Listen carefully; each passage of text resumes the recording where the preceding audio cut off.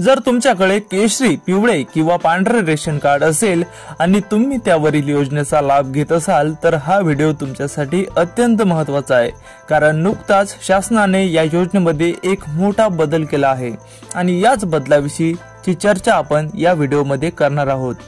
तर केंद्र सरकारच्या मोफत रेशन योजनेअंतर्गत जवळपास 90 कोटी लोकांना मोफत रेशन वाटप केले जाते आणि यामध्येच पूर्वी मोफत तांदूळ दिला जात होता।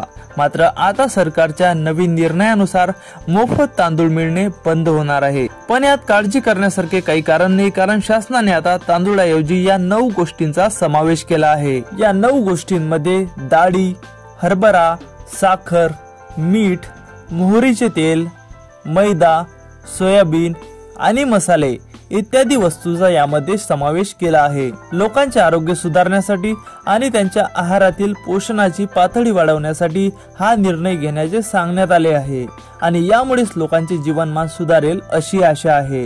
तर या निर्णयाबद्दल तुमचे मत काय आहे मला कमेंट बॉक्समध्ये नक्की कळवा आणि भेटूया पुढच्या व्हिडिओमध्ये।